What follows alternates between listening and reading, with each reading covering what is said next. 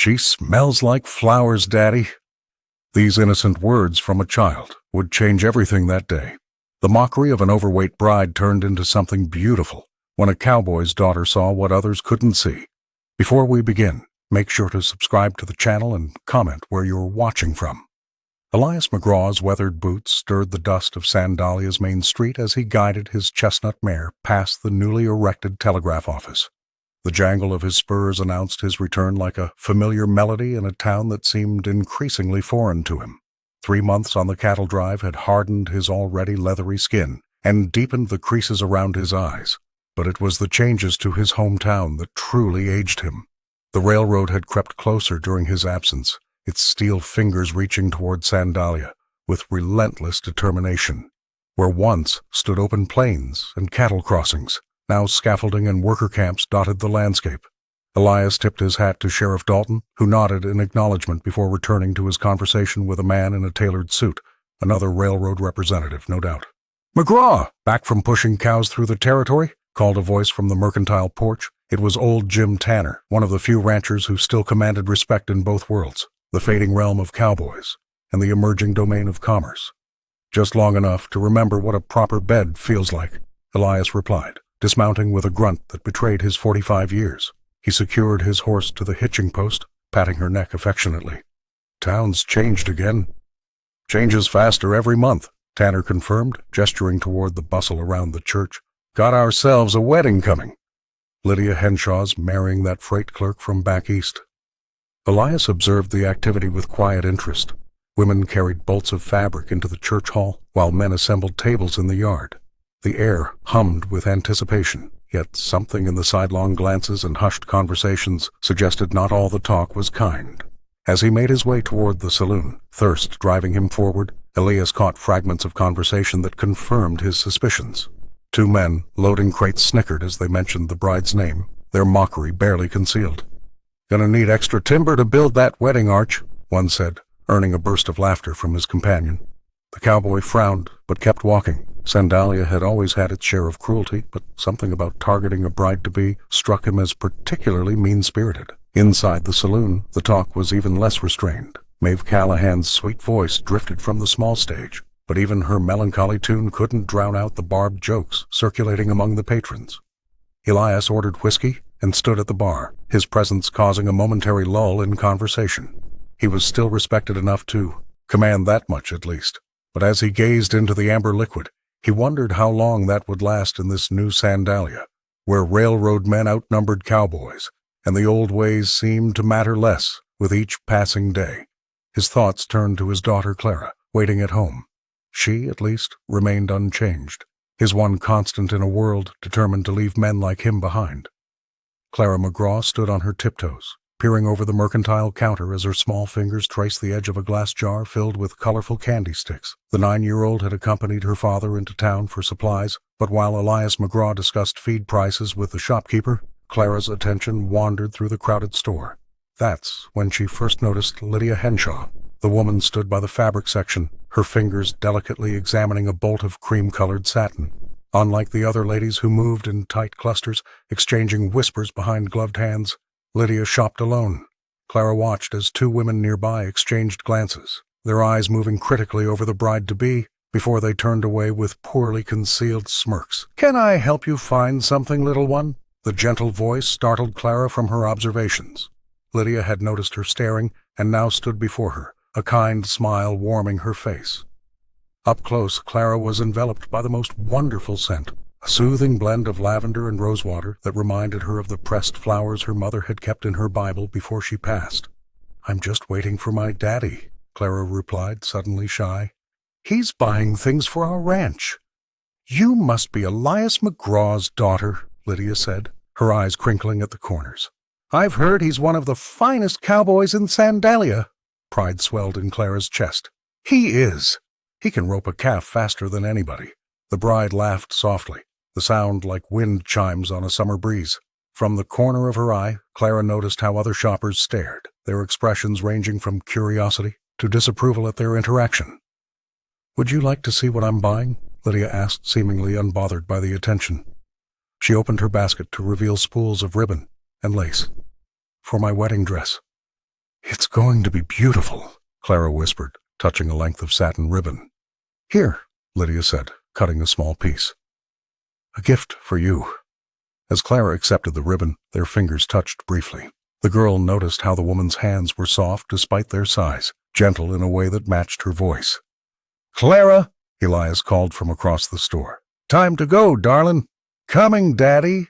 She clutched the ribbon tightly. Thank you, Miss Henshaw. Call me Lydia, please, the bride replied. As Clara rejoined her father, she glanced back to see Lydia facing another group of whispering women. Yet, unlike before, the bride stood taller now, her dignity a quiet shield against their judgment. Made anew, friend? Elias asked as they stepped into the harsh sunlight outside. Clara nodded, the ribbon still clutched in her hand and the scent of flowers lingering in her memory. That simple moment of kindness had planted something important inside her, something that would soon grow into a friendship few in Sandalia would understand. The whispers had begun as soon as the engagement was announced, but by the time the wedding date was set, they had grown into something uglier. In the amber glow of Sandalia's saloon, men wiped foam from their mustaches and exchanged cruel jokes at Lydia Henshaw's expense. The establishment buzzed with mockery that flowed as freely as the whiskey. Reckon they'll need to reinforce the church floor, drawled one rancher, his spurs jingling as he shifted in his chair. Laughter erupted around him, harsh and unforgiving as the New Mexico sun. Poor fella probably proposed just to have some shade in summer, another added, prompting more guffaws. Clara McGraw hadn't meant to overhear. She had only come to deliver a message to Sheriff Dalton, who occasionally took his meals at the saloon. Standing in the doorway, the 9-year-old felt her cheeks burn with indignation as the men continued their taunts about the bride being too large for love. Their words cut through the smoky air, sharper than the thorns of the surrounding desert. Clara clutched the doorframe, frozen between entering and fleeing, when she noticed something unexpected. At the small stage in the corner, Maeve Callahan paused while arranging sheet music. The saloon singer's delicate fingers stilled on the papers, her lips pressing into a thin line as she listened. Unlike the others, she didn't laugh. Instead, a frown creased her forehead, and for a moment her eyes met Clara's across the room. It was brief, that silent exchange, but powerful. The child recognized in the performer's expression something she understood instinctively: disapproval. Maeve's quiet resistance stood in stark contrast to the raucous cruelty around her. "You gonna sing something mournful for the poor groom, Maeve?" called one patron, raising his glass in her direction. The singer straightened her shoulders and replied with careful neutrality. "I'll be singing Beautiful Dreamer tonight, gentlemen, by request." She didn't elaborate on whose request, but her tone carried a subtle rebuke that was lost on most of the inebriated crowd. Clara, however, caught it clearly. As Sheriff Dalton finally noticed the child and came to the door, Clara took one last look at Maeve. The woman had returned to her music, but there was tension in her posture that hadn't been there before. Walking home beside the sheriff, Clara pondered what she'd witnessed. In a town that seemed determined to mock Lydia's happiness, she had discovered an unexpected ally. Not everyone in Sandalia had a heart hardened by the desert wind. Some, like Maeve Callahan, still remembered kindness, even if they expressed it only in silence. The afternoon sun beat down mercilessly on Sandalia as townsfolk gathered near the whitewashed church. Clara McGraw stood at the edge of the crowd, her 9-year-old frame half hidden behind a hitching post. She had come to town with her father, who was busy negotiating with the mercantile owner over supplies for their ranch. The wedding preparations had drawn curious onlookers, and Clara noticed a group of women and men huddled together, their laughter carrying across the dusty street. As she inched closer, the young girl caught fragments of their conversation. "Can you imagine the size of the wedding dress?" A woman in a blue bonnet snickered. "Poor Pastor Whitcomb might need to reinforce the church floor."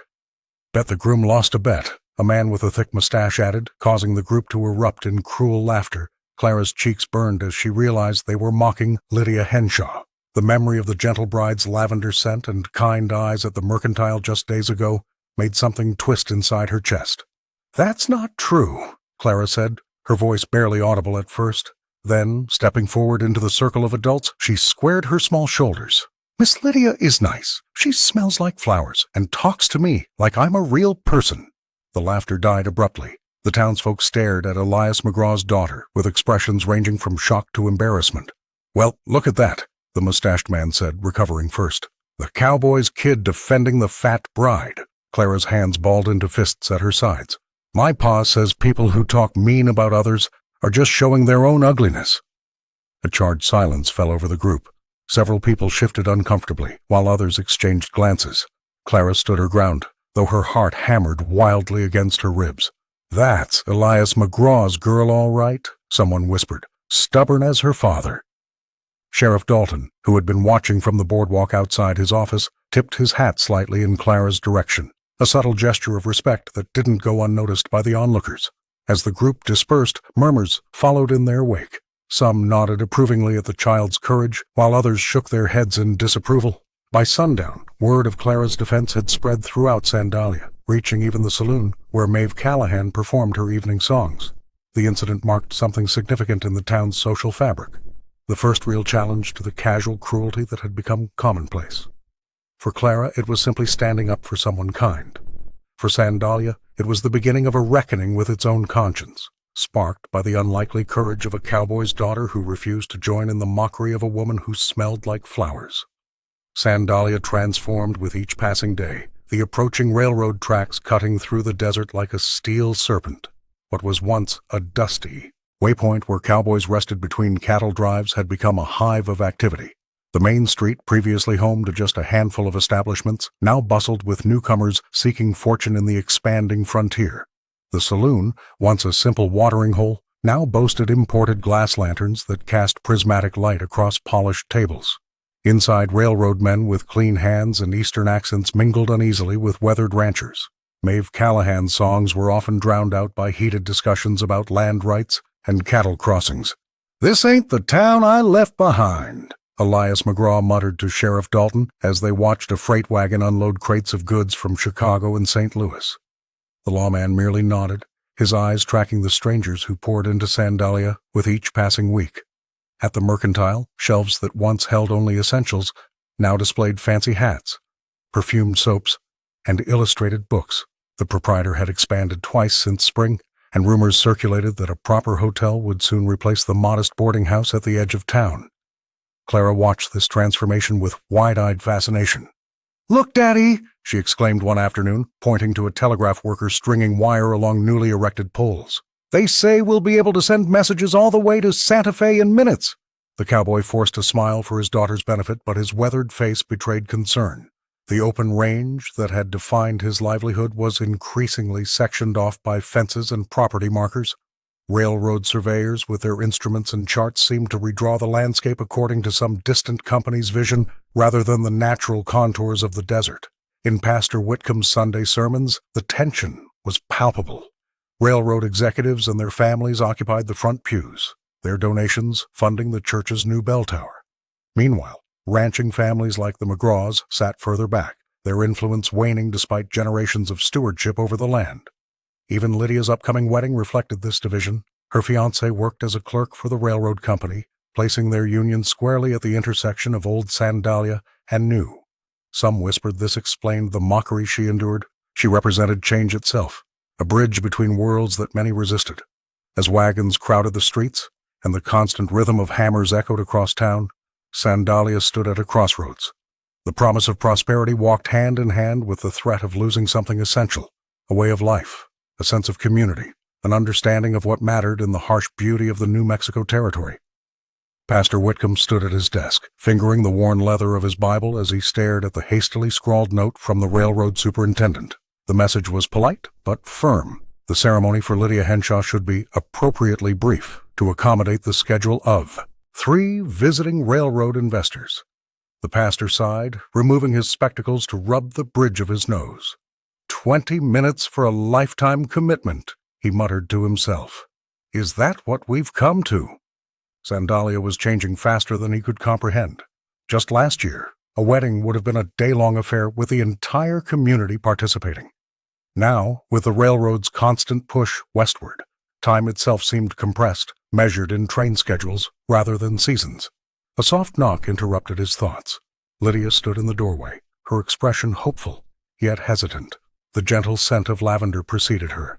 "I've brought the hymns I'd like sung," she said, offering a carefully written list. The pastor glanced at it, his heart sinking. 5 hymns, at least 30 minutes of music alone. How could he tell her? "Lydia, I've had a request from the railroad officials," he began carefully. "They've asked that we streamline the ceremony." Her face fell immediately. "You mean make it shorter? Because of me?" No, he assured her quickly. "It's the investors. They have a tight schedule, but they both knew the truth. If she had been the daughter of a wealthy merchant or a railroad baron herself, no one would dare suggest abbreviating her special day." "I understand," she whispered, though her eyes betrayed her hurt. Later that evening, Pastor Whitcomb found himself at the edge of the saloon. Not entering, he never did, but watching through the window. Inside, the railroad men laughed boisterously, slapping backs and buying rounds. The same men who couldn't spare an hour for a sacred ceremony seemed to have endless time for whiskey. Maeve Callahan's voice drifted through the swinging doors as she sang a melancholy tune. The pastor caught her eye briefly through the glass. Something in her gaze reflected his own discomfort with what the town was becoming. Walking home under the stars, he made his decision. The wedding would proceed as Lydia wished. All 5 hymns included. Some things still needed to stand against the rushing current of progress. The next morning he sent a respectful but firm reply to the superintendent. The ceremony would take exactly as long as was proper for a union blessed by God. If the investors couldn't spare the time, perhaps they might reconsider their priorities. For the first time in months, Pastor Whitcomb slept soundly. The weight of compromise lifted from his shoulders. The sky darkened ominously over Sandalia as Pastor Whitcomb gazed worriedly through the church window. What had begun as distant thunderheads now loomed as a massive wall of dust and fury sweeping across the New Mexico territory. Within hours, the desert storm engulfed the town, howling between buildings and rattling windows with unrelenting force. Lydia Henshaw had spent months planning every detail of her wedding feast. Now she watched helplessly as her carefully arranged flowers wilted in the dry heat before the storm. The wagon carrying her wedding cake and special provisions from the neighboring settlement was nowhere to be seen, likely stranded on the trail as visibility dropped to mere feet. "Never seen a dust storm this fierce in all my years," muttered Sheriff Dalton, securing the church doors against the onslaught. The lawman's weathered face betrayed genuine concern as he added, "Those railroad boys are in trouble out at the camp." Indeed, the makeshift railroad camp 3 miles outside town had been devastated. Canvas tents shredded like paper, tools scattered across the plains, and the half-built structures meant to house workers lay in splintered ruins. With nowhere else to turn, the foreman led his 30 men toward the only substantial building visible through the swirling dust, the Church of Sandalia. Pastor Whitcomb had little choice but to open the church hall as shelter. "The Lord's house turns no one away during times of need," he announced, though the tension was palpable as railroad men, strangers with Eastern accents and city ways, filed into the space traditionally reserved for town gatherings. Elias McGraw arrived with Clara just as the workers were settling in. The cowboy's expression hardened at the sight of so many railroad men occupying the hall. These were the same men whose iron rails were cutting up the open range, whose progress threatened everything he understood about the West. "Daddy," Clara whispered, tugging at her father's sleeve. "Miss Lydia is crying." In the corner, Lydia sat alone, dabbing at her eyes with a handkerchief that carried the faint scent of lavender. Her wedding preparations were unraveling before her eyes. "Without those supplies, there won't be a proper feast," Maeve Callahan explained quietly to Clara. The saloon singer had come to help with decorations, finding unexpected purpose beyond her nightly performances.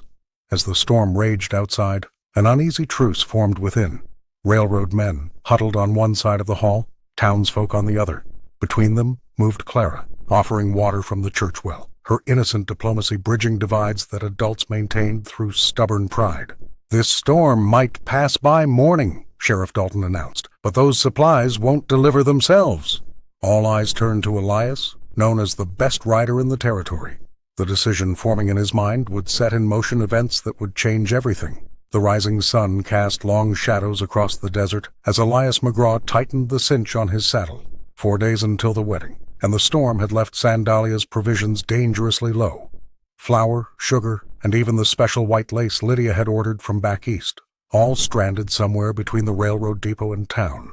"We ride for Copper Springs," Elias announced to the 3 cowboys who'd volunteered. Tom Hawkins, the youngest, shifted nervously in his saddle, while the Blackwood brothers checked their canteens. One final time. 30 miles there and back before sundown, muttered Jake Blackwood. Gonna be a scorcher today? Elias merely nodded, his weathered face betraying nothing as they set out. The desert stretched before them, vast and unforgiving. Heat waves already shimmered above the cracked earth, distorting the horizon like a mirage. His horse's hooves kicked up dust that clung to his bandana, the familiar discomfort of the trail settling into his bones. By midday, the sun hung mercilessly overhead. As they paused to water the horses at a shallow creek, the scent of wildflowers drifted on the breeze. Elias closed his eyes, suddenly transported to another time. Margaret, her hair loose around her shoulders, that same floral perfume she'd worn on their wedding day. The memory hit him with unexpected force. "You all right, McGraw?" called Tom, noticing his stillness. "Fine," Elias replied, though his thoughts remained with ghosts. Lydia's lavender scent was different from Margaret's, yet somehow it stirred the same feelings. Home, warmth, things worth protecting. They reached Copper Springs by early afternoon.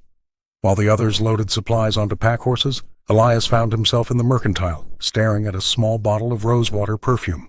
Without quite understanding why, he added it to their purchases. The return journey proved harder. One of the pack horses grew skittish, nearly losing its load when a rattlesnake crossed their path. Dark clouds gathered to the west, threatening another storm. Elias pushed the pace, his determination growing with each mile.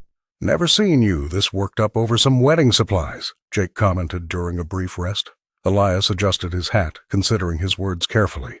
"Town's changing. Railroads bringing new folk, new ways. Figure the least we can do is make sure a bride gets her proper day."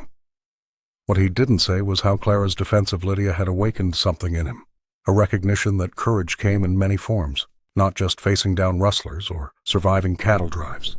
His daughter had shown him a different kind of bravery. As Sandalia appeared on the horizon, Elias felt a strange sense of purpose settling in his chest. The bottle of perfume tucked safely in his saddlebag seemed to carry the weight of a promise, to his daughter, to Lydia, and perhaps most surprisingly, to himself. Dawn painted Sandalia in gentle hues of amber and gold as Lydia Henshaw hurried toward the mercantile. The morning air carried the scent of sage and dust, mingling with the subtle fragrance of lavender that seemed to follow her everywhere. As she rounded the corner past the saloon, a gust of wind caught her bonnet, and in her haste to secure it, a delicate blue ribbon slipped from her hair, fluttering to the ground unnoticed. Clara McGraw had risen early that morning, eager to escape the confines of the small ranch house where her father still slept. The 9-year-old wandered the awakening streets, watching shopkeepers sweep their storefronts and railroad men trudge toward the camp beyond town. That's when she spotted it, a splash of cornflower blue against the dusty street. The ribbon lay abandoned, its silken length catching the morning light. "So pretty," she whispered, picking it up and running her small fingers along its smooth surface. Clara knew immediately who it belonged to. Only one person in Sandalia wore such fine things with that particular shade of blue, the woman who smelled like flowers and spoke with kindness in her voice. Instead of returning it, Clara tucked the ribbon into her pocket. That afternoon, she sat cross-legged on her bed, carefully tying the blue length around her doll's worn cloth neck. The doll, handmade by her mother before she passed, was Clara's most treasured possession. Adorning it with Lydia's ribbon felt like connecting two worlds, her past and this new friendship that made her heart feel full. 2 days later, when Clara visited the bride's home with a message from Pastor Whitcomb, Lydia noticed the ribbon immediately. "My goodness, where did you find that?" she asked, her eyes widening in recognition. The child's cheeks flushed. "In the street. I didn't steal it, I promise."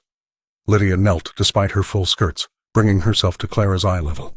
"I'm not accusing you, dear one. I lost that ribbon days ago and thought it gone forever.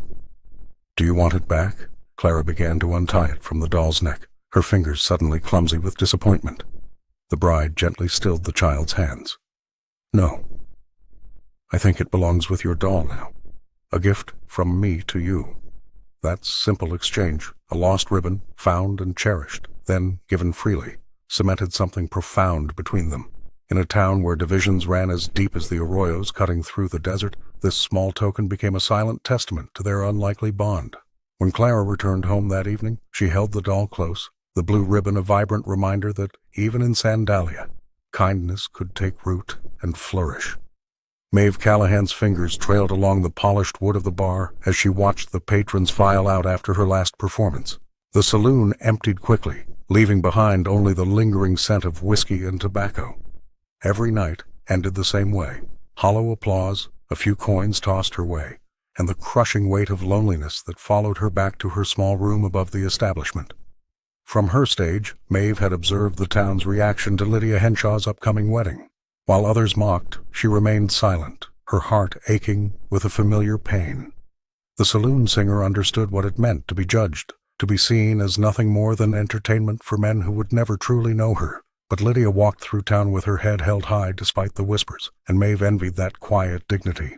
The following afternoon, while gathering wildflowers near the creek that ran behind the saloon, Maeve spotted Clara McGraw sitting alone, her small fingers weaving a crown of desert blooms. The child looked up, recognition flickering across her face. "You sing at the place where my father says I'm not allowed to go," Clara said matter-of-factly. Maeve laughed softly. "Your father's right about that." She settled beside the girl, helping her with the delicate stems. "I saw what you did for Miss Lydia the other day." "That was very brave," Clara shrugged. "She smells like flowers, and she's kind. People shouldn't be mean just because someone looks different." "No, they shouldn't," Maeve agreed, her voice catching.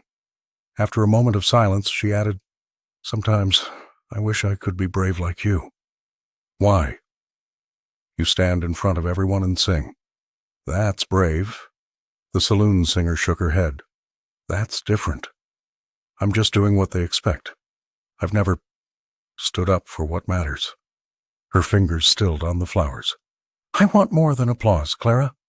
I want to matter to someone, like Lydia matters to you." Clara studied her with solemn eyes. "You could come to the wedding. Lydia wouldn't mind. People like me don't get invited to proper weddings," Maeve whispered. "People like Lydia weren't supposed to get married at all. That's what Mrs. Thornton said," Clara replied. "But she is." Something shifted in Maeve's heart at those simple words. She looked across the creek toward town, where the church steeple rose against the vast New Mexico sky. For the first time in years, she allowed herself to imagine a different life, one where her voice might carry beyond saloon walls, where she might find the courage to step into the daylight. "Maybe I will come," she said softly, more to herself than to Clara. The confession hung between them, fragile as the flower crown in their hands, but potent with possibility. Clara McGraw sat on the edge of her bed, fingers tracing the ribbon tied around her doll's waist. The pink fabric, once belonging to Lydia Henshaw, had become both her treasure and her burden. 3 days had passed since she'd stood up for the bride-to-be in the town square, and the consequences had been swift and merciless. "Look at McGraw's girl," Tommy Jenkins had sneered during their arithmetic lesson. "Thinks she's better than everyone, 'cause she's friends with the fat lady." The other children had laughed, turning their backs when she approached during lunch. Even Sarah Wilson, who'd shared her slate pencils with Clara since they were 6, now avoided her eyes. Through the thin walls of their modest ranch house, Clara could hear her father moving about in the kitchen. Elias hadn't said a word about what happened, not when Sheriff Dalton mentioned it at the mercantile, not when Mrs. Peterson whispered about it while buying flour, not even when Clara herself had tried to broach the subject over supper. "Pa?" she had ventured the previous evening. "Do you think I was wrong to speak up for Miss Lydia?" Elias had merely grunted, focusing intently on cutting his meat. Folks talk. Always have. That was all. No praise for her courage, no comfort for her isolation, no guidance on whether standing for kindness was worth losing every friend she had. The silence stretched between them like the vast New Mexico plains, wide, empty, and seemingly impossible to cross. Clara hugged her doll tighter. "He doesn't understand," she whispered to the toy. "Miss Lydia smells like flowers, just like Ma did. Don't that count for something?" Outside, the summer heat pressed against the windows. In town, preparations for Lydia's wedding continued, but Clara hadn't visited the mercantile in days, afraid of the whispers that would follow her down the aisles.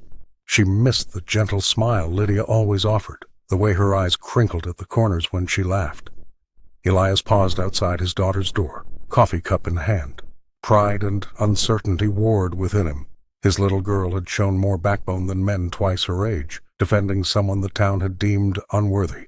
It reminded him painfully of her mother, the same stubborn kindness, the same disregard for what others might think. But what could he say? That he admired her courage while fearing for her heart? That he himself had stood silent too many times when cruelty masqueraded as humor? The words wouldn't come. So the cowboy moved on, spurs jingling softly against the wooden floor, leaving his daughter alone with her doubts. Yet despite everything, the mockery, the isolation, her father's silence, Clara's fingers still caressed the ribbon, her loyalty to Lydia unwavering. Loneliness might threaten to take root, but so too had something stronger, the certainty that kindness, however costly, was never wasted. The church hall buzzed with uncomfortable tension as two worlds collided beneath its wooden beams. Railroad workers in dirt-stained clothes sat uneasily at tables across from ranchers in their Sunday best, neither group willing to acknowledge the other except through narrowed eyes and tightened jaws. The storm had forced this unlikely gathering, damaging the railroad camp and leaving the workers with nowhere else to prepare for Lydia's wedding festivities. Sheriff Dalton paced the perimeter, his weathered face a mask of concern. "Gentlemen," he reminded them periodically, "we're here to celebrate, not settle scores." But the scores ran deep. Elias McGraw watched from near the door as Hank Thornton, a rancher whose cattle had been scattered by railroad construction, muttered about iron men with no respect for grazing rights. Across the room, the railroad foreman complained loudly about cattle blocking the tracks and delaying progress. Their grievances hung in the air like gunsmoke. Clara sat beside her father, observing everything with wide eyes. "Why is everyone so angry?" she whispered. "The railroad brings change," Elias answered quietly, "and change hurts some while helping others." Pastor Whitcomb attempted to direct the preparations, his voice strained as he tried to maintain order. "The bride deserves our best efforts," he reminded them, though few seemed to hear over their grumbling. It was Maeve Callahan who broke the standoff, arriving with a tray of coffee. The saloon singer moved between the groups with practiced ease, her smile disarming even the most stubborn ranchers. "Sugar for you, Mr. Thornton," she asked sweetly, before turning to offer the same to a railroad worker. As the afternoon wore on, something unexpected happened. Word arrived that Lydia had invited both groups to her home for refreshments after the church preparations were complete. The invitation stunned everyone into silence.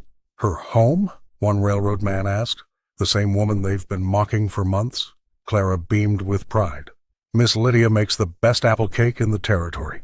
The modest house that had once been the subject of cruel jokes, too small for its occupant, they'd sneered, was becoming something new, neutral ground where grievances might be set aside, if only temporarily. When the workers and ranchers filed out of the church hall toward Lydia's home that evening, they maintained their distance, but the sharp edges of their anger had softened. Inside her parlor, the scent of lavender and freshly baked goods welcomed them.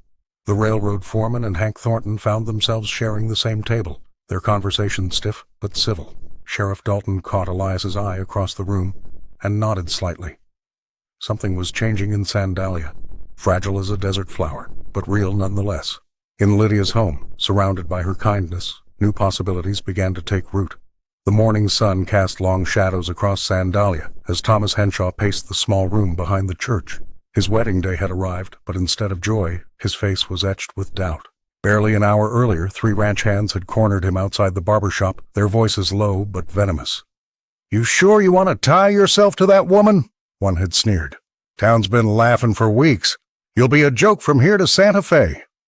Thomas Henshaw had always considered himself a man of conviction, yet now his hands trembled as he adjusted his collar. The cruel words echoed in his mind, planting seeds of shame where pride should have bloomed. When Pastor Whitcomb entered to check on him, the bridegroom's resolve crumbled. "I cannot do this," he whispered. "The mockery will follow us forever." Word of his wavering spread quickly. In the small room where Lydia prepared, the news landed like a physical blow. Her fingers clutched at the lavender-scented handkerchief as tears threatened to spill onto her carefully arranged dress. The women helping her exchanged glances of pity and discomfort. "Perhaps it's for the best," one murmured, not quite under her breath. Elias McGraw, who had been delivering fresh flowers from his journey, overheard the commotion. The cowboy stood awkwardly in the doorway, his weathered face unreadable as Lydia's quiet dignity dissolved into heartbreak. It was Clara who slipped past her father's legs and approached the bride. The 9-year-old took Lydia's trembling hand in her small one, breathing in the familiar scent of rosewater and lavender. "You smell like flowers," she said simply, "just like in the mercantile when we first met. I told Daddy that's how I knew you were good." The child's words hung in the air, their innocence cutting through the tension. Clara turned to her father, her eyes wide with the certainty only children possess. "Can you tell Mr. Henshaw that Lydia smells like flowers, Daddy? Tell him how kind she is to everyone, even when they're mean." Elias hesitated only a moment before nodding. He found Thomas still pacing, now surrounded by men offering escape routes and excuses. The cowboy cleared his throat, commanding attention. "My daughter says your bride smells like flowers," he stated, the words awkward but sincere. "Says that's how she knows Lydia's good. Clara's got better sense than most grown folks in this town." Thomas looked up, startled by this unexpected intervention. "My wife smelled of lavender," Elias continued quietly. "Best woman I ever knew. Folks who judge by anything else ain't worth listening to." 20 minutes later, Thomas Henshaw stood at the altar, his doubts not vanquished, but overpowered by something stronger. As the church door opened and Lydia appeared, he breathed in deeply, catching the faint scent of flowers carried on the desert air. Pastor James Whitcomb paced the length of the church, his boots echoing against the wooden floor as sunlight filtered through stained glass windows. The weight of his decision had kept him awake through the night. When Lydia Henshaw arrived for their scheduled meeting about the ceremony, he gestured for her to sit in the front pew. "Mrs. Henshaw," he began, his voice catching slightly, "there's something I must confess." The pastor removed his spectacles, rubbing them with a handkerchief to hide his discomfort. "Last week, when the railroad officials suggested postponing your wedding, I nearly agreed with them." Lydia's face remained composed, though her hands tightened around her small prayer book. The scent of lavender that always accompanied her seemed to intensify in the quiet church. "The pressure from certain members of our community has been considerable," he continued. "They worried about what others might think, about appearances and propriety." The pastor replaced his spectacles, finally meeting her eyes. "I was a coward, concerned more with keeping peace than standing for what's right." "What changed your mind?" Lydia asked softly. Pastor Whitcomb smiled faintly. "Clara McGraw." He described watching the child defend Lydia in the marketplace 2 days prior, standing tall despite being surrounded by children twice her size. "That young girl showed more courage than I've seen from grown men who've faced outlaws."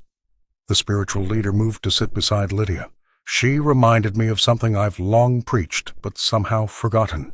That dignity isn't granted by others, but comes from within." His voice grew stronger. "And that my duty is to God's love, not to the comfort of those who would deny it to others." Tears gathered in Lydia's eyes, but she blinked them away. "Thank you for your honesty, Pastor." "Your ceremony will proceed as planned," he assured her, "with all the dignity and celebration it deserves. I'll not rush through your vows to appease anyone." As they discussed the final arrangements, Whitcomb noticed a change in Lydia's demeanor, a straightening of her shoulders, a certainty in her voice that hadn't been there before. His confession had somehow strengthened her resolve. Later, as Lydia departed, Sheriff Dalton entered to discuss security for the wedding day. "That woman has more supporters than she knows," the lawman commented. "Even some who once mocked her are reconsidering their position." The pastor nodded, watching Lydia's figure disappear down the dusty street. "Sometimes," he reflected, "it takes the courage of the innocent to remind the rest of us of our better nature." In that moment, Pastor Whitcomb understood that in Sandalia's story of transformation, he too was being reshaped, not just as the town's spiritual guide, but as a man finding his own courage through the example of a child and the dignity of a woman who smelled of flowers. The small church of Sandalia stood adorned with wildflowers and ribbons, a stark contrast to its usual austere appearance. Sunlight filtered through the simple stained glass, casting patterns across the wooden pews where townsfolk sat in their Sunday best. As the doors opened, a gentle waft of rosewater and lavender announced Lydia Henshaw's arrival before she even appeared. Lydia walked down the aisle with measured steps, her wedding dress flowing gracefully around her. The bride's face glowed with quiet joy, her eyes fixed on her soon-to-be husband waiting at the altar. The fragrance that Clara McGraw had once defended so earnestly now filled the sacred space, mingling with the scent of fresh pine boughs that decorated the modest sanctuary. The townspeople watched in waited silence. Some faces reflected genuine admiration. Maeve Callahan dabbed at her eyes from her seat near the back, while Sheriff Dalton nodded respectfully. Others maintained tight expressions, old prejudices still evident in their sideways glances and whispered comments. Elias McGraw stood tall near the front, his weathered face softened as the scent stirred memories of his late wife. Pastor Whitcomb waited at the altar. His earlier doubts seemingly vanished. The clergyman's voice rang clear and steady as he began the ceremony, his words carrying throughout the small building with surprising authority. "We gather today to witness the union of two souls," he proclaimed, his gaze sweeping across the congregation with unexpected conviction. Clara sat beside her father, fidgeting with excitement in her best dress. The 9-year-old beamed at Lydia, their shared ribbon secret making her feel specially connected to this moment. When the bride caught her eye and offered a subtle smile, the child straightened proudly. The exchange of vows was simple but profound. The groom, who had nearly succumbed to town pressure the previous day, spoke with unwavering certainty. Lydia's responses came soft but clear, her dignity silencing even the most persistent critics. As the couple sealed their union with a kiss, something shifted in the church atmosphere. For a precious moment, the divisions that had defined Sandalia, between ranchers and railroad men, old residents and newcomers, the cruel and the kind, seemed to fade beneath the promise of new beginnings. When Pastor Whitcomb presented the newly married couple, applause rippled through the church, hesitant at first but growing stronger. Even those who had participated in the mockery found themselves caught in the genuine emotion of the moment. Outside, the New Mexico Territory sun bathed the church steps in golden light as the wedding party emerged. The railroad whistle sounded in the distance, a reminder that change continued its relentless approach to Sandalia. But for this afternoon, at least, the town had found something worth celebrating together. The wedding feast sprawled across the church hall, tables laden with dishes brought by townsfolk who had weathered the storm together. Lydia Henshaw and her new husband entered to scattered applause, her lavender scent trailing behind them as they made their way to the head table. Despite the joyous occasion, old habits died hard in Sandalia. "Reckon the floorboards'll hold?" someone muttered from the corner, just loud enough to be heard. Snickers rippled through a cluster of men near the punch bowl, their eyes darting toward the bride. The whispers grew bolder as plates were filled and glasses clinked. Clara McGraw sat beside her father, picking at her food as the familiar sounds of mockery reached her ears. Elias noticed his daughter's shoulders tense, her small fingers gripping her fork with unnecessary force. He placed his weathered hand over hers, but remained silent, torn between intervention and tradition. "Guess they ordered extra cake," another voice drawled, followed by poorly disguised laughter. The bride's smile faltered slightly as she pretended not to hear, her husband's jaw tightening beside her. Maeve Callahan, seated near the door in a rare appearance outside the saloon, caught Clara's eye and gave an almost imperceptible nod. That was all the encouragement the 9-year-old needed. Without a word to her father, Clara pushed back her chair and stood. The scraping sound drew a few curious glances as she walked deliberately across the hall, her boots echoing on the wooden floor. The room gradually fell silent, conversation dying as heads turned to watch the child's progress. Lydia looked up, surprise flickering across her face as Clara approached. The girl stopped directly before the bride, her small frame straight and dignified. Then, with a simplicity only a child could manage, Clara reached out and took Lydia's hand in her own. "Your cake is beautiful," she said clearly, her voice carrying in the silence. "Just like you." Lydia's eyes glistened as she squeezed the small hand in hers. "Thank you, Clara," she whispered. The silence stretched, uncomfortable and profound. Sheriff Dalton cleared his throat. Pastor Whitcomb studied his plate. Then Elias McGraw stood, raising his glass toward the bride and his daughter. "To new beginnings," the cowboy said simply. Others slowly followed suit, the moment of cruelty dissolved by a child's courage. As Clara returned to her seat, the whispers that followed were different, wondering, respectful, even ashamed. Maeve's eyes shone with unshed tears, and even the most hardened ranchers nodded with grudging approval. That single gesture, a child's hand extended in friendship, would be recounted in Sandalia for years to come, marking the moment when cruelty lost its grip on the town's heart. The town hall meeting had been called to settle the latest dispute over grazing rights near the railroad tracks. The room buzzed with tension as ranchers and railroad men faced off across the wooden benches. Sheriff Dalton stood at the front, his weathered face a mask of practiced neutrality as he tried to maintain order. Elias McGraw sat with the other ranchers, his hat resting on his knee. The argument had been brewing for weeks, but tonight it boiled over when someone suggested that Lydia's husband had sold out the town's interests to the railroad company. The accusation hung in the air, sharp and venomous. "A man who'd marry her would sell anything for the right price," sneered Jeb Harmon, one of the oldest ranchers in the territory. The laughter that followed was cruel and familiar. Elias felt his jaw tighten as he remembered Clara's small figure standing alone against similar mockery just days before. His daughter's courage at the wedding feast had left him both proud and ashamed. Proud of her strength, ashamed of his silence. "That's enough," Elias said, his voice cutting through the laughter. He stood slowly, aware of every eye turning toward him. "I've known most of you 20 years or more. We've driven cattle together, fought off rustlers together, but I don't recognize what we've become."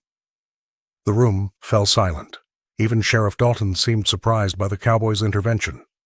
"Lydia and her husband have shown more dignity under your scorn than any of you have shown in giving it," Elias continued.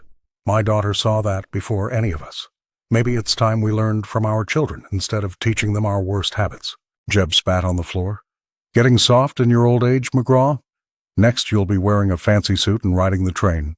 Several ranchers nodded in agreement, but Elias noticed others looking down, uncomfortable with the confrontation.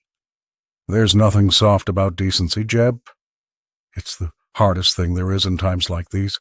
Walking out of the meeting, Elias knew something had changed. Some men slapped his shoulder in quiet support, while others deliberately turned away. The division was clear, but for the first time in months, the weight on his chest had lifted. When he returned home, Clara was waiting up, her doll with a lavender ribbon clutched in her small hands. She didn't ask about the meeting, but something in her eyes told him she already knew. "You did right by Lydia," she said simply. Elias knelt beside his daughter, seeing his late wife's determination in her eyes. "I did right by you, too," he replied, finally understanding that in defending Lydia, he had also honored the memory of the woman who had once filled their home with the same gentle strength. That night, as Sandalia slept under a blanket of stars, father and daughter sat together on their porch, their silence no longer a divide, but a bridge between them. The first snow of winter transformed Sandalia overnight, dusting the mesas with white powder that glittered in the morning sun. Icicles hung from the eaves of buildings along the main street, and smoke curled from chimneys into the crisp air. Inside Lydia Henshaw's modest home, the bitter cold of the New Mexico territory couldn't penetrate the warmth that radiated from the hearth and from the hearts of those who gathered there. Lydia moved about her kitchen with quiet grace, the scent of lavender and rosewater mingling with freshly baked bread. Her home had become something of a marvel in Sandalia, a place where the divisions that plagued the town seemed to dissolve at the threshold. The same townsfolk who had once whispered cruel jokes behind her back now knocked at her door, drawn by something they couldn't quite name, but desperately needed. "Your stew saved us last night," Martha Wilson confessed one afternoon, having brought her sick child for Lydia's advice on herbal remedies. "James hasn't stopped talking about it since." The bride, who had once been mocked for her size, now commanded a different kind of attention. Her table became known as a place where hunger, of both body and spirit, found satisfaction. Sheriff Dalton himself was known to stop by after particularly difficult days, removing his hat and accepting a cup of coffee without a word. Clara McGraw visited almost daily, her small boots leaving tracks in the snow between her father's ranch and the Henshaw home. The child would sit by the stove, working on her lessons while Lydia sewed or cooked, their comfortable silence punctuated by stories and laughter. "You've changed things," Elias remarked one evening when he came to collect his daughter. The cowboy stood awkwardly in the doorway, his weathered face softened by the golden lamplight. "Folks talk different now." Lydia simply smiled, adjusting the ribbon in her hair, the twin to the one that still adorned Clara's favorite doll. "People find what they need eventually," she replied. As winter deepened, the railroad brought new faces to town, but the cruelty that had once defined Sandalia had begun to thaw. The mercantile owner who had snickered at Lydia's wedding dress measurements now doffed his hat when she passed. The saloon patrons who had made her the butt of jokes now defended her name when travelers spoke ill. In the harshest months, when blizzards howled across the territory and supplies ran thin, it was to Lydia's door that people turned, not just for the warmth of her stove, but for the dignity with which she treated every visitor. Her perseverance had transformed her into something more than a neighbor. She had become a sanctuary against the desert's unforgiving nature, proof that kindness could flourish, even in the most unlikely soil.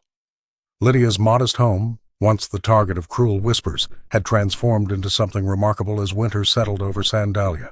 The warm glow from her windows beckoned to townsfolk who would have never crossed her threshold months before. Within those walls, something unprecedented was happening. Sheriff Thomas Dalton removed his hat as he entered, nodding respectfully to Lydia Henshaw as she poured coffee for the assembled men. The lawman had discovered that disputes which threatened to erupt into violence at the saloon somehow softened in the presence of Lydia's quiet dignity. Railroad foremen and cattle ranchers who wouldn't share breathing space elsewhere found themselves seated at her dining table, their grievances laid bare but their tempers held in check. "The cattle need access to that water," insisted one weathered rancher, his voice firm but lacking the usual hostility. "My men have rights to that crossing." The railroad representative leaned forward. "And our schedule can't accommodate random cattle drives. We need structure." Lydia moved between them, offering slices of apple pie, her presence somehow demanding civility without speaking a word. The sheriff watched in quiet amazement as men who had threatened each other with firearms days earlier now reluctantly nodded toward compromise. Maeve Callahan often slipped in through the back door after her performances, exchanging her stage costume for a simple dress borrowed from Lydia. The saloon singer found herself drawn to these gatherings not just as an observer, but increasingly as a voice of reason. Her understanding of both worlds, the saloons frequented by railroad men and the traditions valued by ranchers, made her an unexpected mediator. Perhaps, Maeve suggested one evening, her voice carrying the confidence she usually reserved for the stage, the cattle crossings could be scheduled around the train arrivals. 3 days' notice seems fair to both sides. Clara McGraw, perched on a stool near the stove, watched these proceedings with wide eyes. The 9-year-old had become a fixture in these meetings, her presence a reminder of why civility mattered. She caught Maeve's eye and smiled, their shared secret, dreams of Maeve's future beyond the saloon, passing silently between them. "I've been thinking," Maeve confided to Lydia later as they washed dishes together, "about opening a proper music school, teaching piano to children instead of singing for men who barely listen." Lydia squeezed her hand. "Sandalia needs more beauty." Outside, Sheriff Dalton mounted his horse, tipping his hat to Elias McGraw, who was collecting his daughter. Both men exchanged a look of quiet understanding. The peace brokered in Lydia's home might be fragile, but it was real, built on something stronger than force or fear. It was built on the simple power of dignity freely given, even to those who once withheld it. 9 months after Lydia's wedding, Sandalia had transformed in ways few could have predicted. The winter frost painted the desert landscape white, but the changes ran deeper than seasons. What began with a child's defense of a bride had rippled through the town like water in parched soil, nourishing unexpected growth. Elias McGraw no longer commanded the same respect among the old ranchers. They viewed his defense of Lydia with suspicion, a betrayal of their unspoken code. At the saloon, some men would fall silent when he entered, their conversations shifting to safer topics. Yet the weathered cowboy walked taller now, unburdened by the weight of others' expectations. The respect in Clara's eyes when she looked at her father was worth more than 100 nods from men whose hearts had grown as hard as the desert floor. Clara had paid her own price. Children could be crueler than adults, and several of her former playmates had abandoned her after she stood by Lydia's side. But in their place, she had found true friendship with Maeve Callahan, who now visited their ranch regularly, teaching Clara songs from distant places. The 9-year-old had discovered that loyalty, once tested, became unshakable. "Some things are worth losing," she told her father one evening as they sat on their porch watching the sunset paint the mesas gold. "Because what you find is better." Lydia Henshaw, now bearing her husband's surname, had transformed from a target of mockery to someone the townspeople sought out for counsel. Her home became a gathering place where the scent of lavender and freshly baked bread welcomed all who entered. Even those who had once laughed at her expense now found themselves drawn to her table, where judgment was suspended and kindness served alongside tea. Sheriff Dalton remarked that disputes in town had decreased since Lydia began hosting informal gatherings where railroad men and ranchers could speak as neighbors rather than adversaries. Pastor Whitcomb, too, had found new purpose, his sermons now touching on dignity and respect rather than mere obedience. As the train whistle echoed across the valley one crisp December morning, Elias stood with Clara at the station, watching passengers disembark. The railroad that had once symbolized unwelcome change now connected their small community to a wider world of possibilities. "Look how much has changed, Daddy," Clara whispered, squeezing his hand. Elias nodded, catching the faint scent of flowers on the winter wind. "It wasn't the railroad that changed Sandalia," he replied softly. "It was a little girl who knew that kindness matters more than fitting in."